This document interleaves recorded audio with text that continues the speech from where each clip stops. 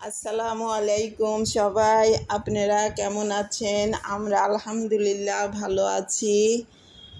আর ছেলেদের বায়না, এখন আম্মু আমাদের বারবিকিউ বানিয়ে দাও। তো যাই হোক, ওরাই সব কিছু আমাকে রেডি করে দিল এবং গুছিয়ে এখানে নিয়েছি। তো আমি এখানে বসে মাংসতে লেবু আর লবণ দিয়ে কিছুক্ষণ মাখিয়ে রাখবো। তো এখন লবণ দিয়ে লেবু মাংসটাকে মাখানো হচ্ছে।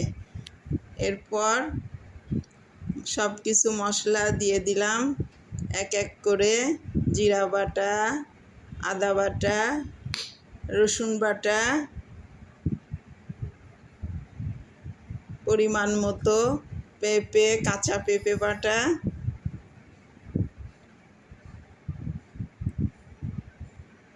এরপরে লবণ দিয়ে দিলাম। তারপরে টক দই দিয়ে দিলাম। বেশ অনেকখানি টক দই দেওয়া হলো। এখন আমি মাখাচ্ছি মাংসটাকে। তো বারবিকিউ মশলা দিয়ে দিলাম। এখন আমি মাংসটাকে সুন্দর করে মাখিয়ে নিচ্ছি। পরিমাণ মতো তেল দিয়ে দিব। তেল দিয়ে দিলাম। আর ছেলেরা খুব খুশি হয়েছে। এখন ঈদের দিনে ওরা বারবিকিউ খাবে, খুব খুশি মন। ওরা আমার চারদিকে বসে আছে, সব দেখতেছে। তো আমি এখানে পরিমাণ মতো টমেটো সস দিয়ে দিলাম। সবাই বসে আছে, দেখতেছে এখানে কি করি। বেশ খুশি ওরা। ঈদের দিন একসঙ্গে আমরা ঈদ করেছি গ্রামে, সবাই মিলে। বাচ্চাগুলা খুব আনন্দ করছে এবার ঈদে। যাক, আমার এখন মাখানো হয়ে গেল। আমি ঘন্টাখানেক ফ্রিজে রেখে দিব। তারপরে এই তো চুলাতে নিয়ে আসলাম। ওরা খড়ির চুলা, মানে রান্না করা হয় সেই চুলাতেই ওরা বারবিকিউ পোড়ায় নিল।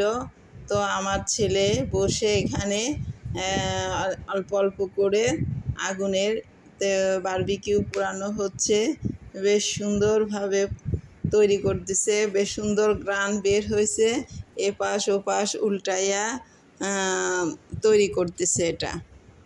তো যাই হোক, খুব কষ্ট হলেও ওরা খুব আনন্দের সাথে এই জিনিসটা তৈরি করলো। তৈরি করে মজা করে সব খাওয়া দাওয়া করলো। যাই হোক, ছেলেগুলা খুব আনন্দ করছে।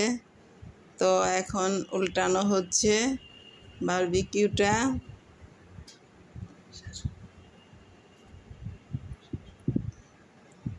তো এই তো বারবিকিউ সবগুলা ভেজে নিল, তৈরি হয়ে গেল।